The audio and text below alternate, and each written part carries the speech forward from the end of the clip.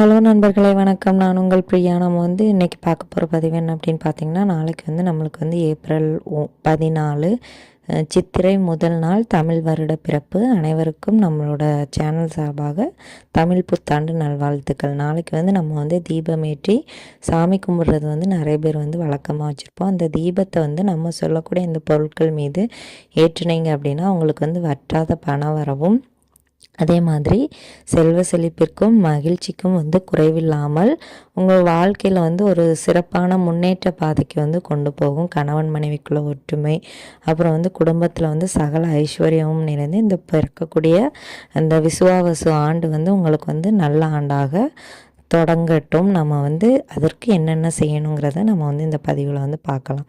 அதற்கு முன்னாடி நீங்கள் இந்த பதிவை பார்க்குறீங்க அப்படின்னா மறக்காமல் எல்லோருக்கும் சித்திரை திருநாள் நல்வாழ்த்துக்களை தெரிவிச்சுக்கோங்க. நம்மளோட சேனல் இது வரைக்கும் சப்ஸ்கிரைப் பண்ணாமல் பார்த்துருந்தீங்க அப்படின்னா மறக்காமல் சப்ஸ்கிரைப் பண்ணி வச்சுக்கோங்க.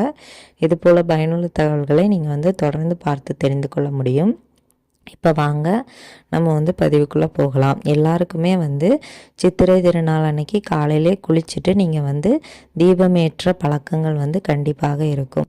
அப்படி ஏற்றக்கூடிய அந்த தீபம் காமாட்சி விளக்காக இருந்தாலும் சரி, அகல் விளக்காக இருந்தாலும் சரி, இல்லை சின்னதாக குத்து விளக்கு, இல்லை கஜலட்சுமி விளக்கெல்லாம் நிறைய பேர் ஏற்றுவீங்க. நீங்கள் ஏற்றக்கூடிய அந்த சின்ன சின்ன விளக்குகளுக்கு அடியில் நம்ம சொல்லக்கூடிய இந்த 2 பொருட்களை நீங்கள் வைக்கணும். அதுக்கப்புறமா நம்ம அந்த ஏற்றக்கூடிய விளக்குக்குள்ளே நம்ம சொல்லக்கூடிய இன்னொரு பொருளையும் நீங்கள் சேர்க்கணும். அந்த விளக்குக்கு அடியில் இருக்கக்கூடிய தாம்பாளத்தில் நீங்கள் என்னென்னலாம் சேர்க்கணும் அப்படின்னு பார்த்தீங்கன்னா, ஒரு கைப்பிடி அளவு பச்சை அரிசி. இந்த பச்சை அரிசி எதுக்குன்னா, நாளைக்கு திங்கட்கிழமை சந்திர பகவானுக்கு உரிய நாள். அதனால் நம்ம சந்திர பகவானுக்கு நன்றி சொல்கிற விதமாக இந்த தீபத்தை ஏற்றோம். அதே மாதிரி மகாலட்சுமி தாயாரையும் வரவேற்கிற விதமாக நம்ம இந்த தீபத்தை ஏற்றோம். அதனால் பச்சரிசிக்கு மேலே ஒரு 2 ரூபாய், 1 ரூபாயில் 2 ரூபாய் நாணயம் வைத்து நீங்கள் தீபம் ஏற்றணும். நாளைக்கு நீங்கள் தாமரை தண்டு போட்டு திரியில் தீபம் ஏற்றினீங்க அப்படின்னா ரொம்பவும் சிறப்பாக இருக்கும்.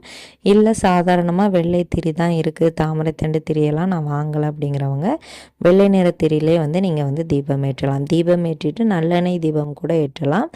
அந்த தீபத்தில் நீங்கள் அந்த எண்ணெயில் சேர்க்க வேண்டிய பொருள் என்ன அப்படின்னு பார்த்தீங்கன்னா, ஒரே கைப்பிடி அளவு அந்த ஒரு பிஞ்சு கொஞ்சோண்டு ஒரு துண்டு போல் பச்சை கற்பூரத்தை நீங்கள் சேர்த்துக்கோங்க. அப்படி சேர்த்து நம்ம நாளைக்கு தீபம் ஏற்றும் போது நம்மளுக்கு சகல ஐஸ்வர்யமும் கிடைக்குமா.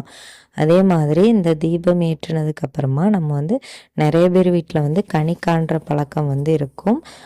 முதல்ல அந்த தீபம் ஏற்றுறதுக்கு முன்னாடி அந்த பூஜை அறையில் அந்த விளக்கு வைக்க போகிற இடத்துல நீங்கள் தாமரை அந்த மலரை சாக்பீஸாலேயோ இல்லை கோல மாவுனாலேயோ இல்லை அரிசி மாவுனாலேயோ வரைஞ்சிட்டு அதுக்கு மேலே இந்த தீபத்தை ஏற்றணும். அதை நான் சொல்ல மறந்துட்டேன். ஸோ அதுக்கப்புறமா நம்ம நிறைய பேர் வீட்டில் கனி காணுதல் பழக்கம் நிறைய பேருக்கு இருக்கும். அப்படி இருக்கிறவங்க அதெல்லாம் செய்யலாம். அப்படி செய்யாதவங்க ஒரு 5 அகல் விளக்கு எடுத்துகிட்டு அதில் 5 மங்கள பொருட்கள் எடுத்துக்கோங்க. இப்போ உதாரணத்துக்கு பார்த்தீங்கன்னா, ஒன்றில் மஞ்சள், இன்னொன்றில் குங்குமம், ஒன்றில் கல்லுப்பு, அப்புறம் ஒன்றில் நாணயங்கள், இல்லாட்டி இன்னொன்றில் தங்கம் சார்ந்த பொருட்கள் நம்மள்கிட்ட கம்மல், வளையல் அந்த மாதிரி ஏதாவது இருந்ததுன்னா அதை வைங்க. இல்லை உங்களுக்கு வேறு என்னென்ன பொருட்கள் வைக்கணும்னு தோணுதோ அதை வைங்க. ஒன்றில் பூக்கள் வைக்கலாம், இல்லை இந்த ஏலக்காய் இந்த மாதிரி பொருட்கள் வைக்கலாம், இல்லை பச்சை கற்பூரம் அது கூட வைக்கலாம். இப்போ உங்களுக்கு என்னென்ன மங்கள பொருட்கள்லாம் வைக்கணும்னு தோணுதோ அதெல்லாம் வச்சுட்டு நாளைக்கு நீங்கள் அதை பார்த்துட்டு சாமி கும்பிடுங்க. உங்களோட பூஜை அறையை நாளைக்கு சகல செல்வமும் நிறைஞ்சு ஐஸ்வர்யமாக இருக்கணும். நல்ல பூஜை அறையை தொடச்சி க்ளீன் பண்ணிவிட்டு அலங்காரம் பண்ணிவிட்டு நீங்கள் சாமியை கும்பிடுங்க. கோவிலுக்கு போகணும்னு நினைக்கிறவங்க காலையிலே குளிச்சுட்டு கோவிலுக்கும் போயிட்டு வாங்க. கண்டிப்பாக உங்களோட அந்த நாட்கள் சிறப்பான நாளாக தொடங்கட்டும். நம்மளோட இனி வரக்கூடிய ஆண்டுகள் நம்மளோட கடன் பிரச்சனைகள், பண பிரச்சனைகள், பணம் கையில் நிற்காமல் போகிறது, இந்த மாதிரி பிரச்சனைகளுக்கெல்லாம் நம்ம ஏற்றக்கூடிய இந்த தீபம் நம்மளுக்கு வழிகாட்டும். அந்த தீபத்தை ஏற்றினதுக்கப்புறமா நீங்கள் சொல்ல வேண்டிய அந்த ஒரு நாமம் என்ன அப்படின்னு பார்த்தீங்கன்னா, ஓம் சந்திர சகோதரியே போற்றிங்கிறத நீங்கள் சொல்லணும். சந்திர சகோதரியை போற்றி சந்திர சகோதரியை போற்றிங்கிறத வந்து நீங்கள் வந்து உங்களால் எத்தனை முறை சொல்ல முடியுமோ அத்தனை முறை சொல்லுங்கள். சந்திர பகவானுக்கும் மகாலட்சுமி தாயாருக்கும் சேர்ந்து நம்ம வந்து விளக்கேற்றதுனால இந்த சந்திர சகோதரியை போற்றிங்கிற அந்த நாமத்தை வந்து நம்ம வந்து சொல்லணுமா. நாளைக்கு வந்து நம்ம வந்து நிலைவாசலில் என்னென்னலாம் செய்யலாங்கிறத பற்றின பதிவுகள்லாம் நம்மளோட சேனலில் வந்து போஸ்ட் பண்ணியிருக்கோம். நீங்கள் வந்து போயிட்டு மறக்காமல் செக் பண்ணி பாருங்கள். இந்த பதிவு வந்து கண்டிப்பாக உங்கள் எல்லாருக்கும் உபயோகமாக இருக்கும். அப்புறம் வந்து நாளைக்கு வந்து நிறைய பேர் வந்து படையல் போடுவாங்க.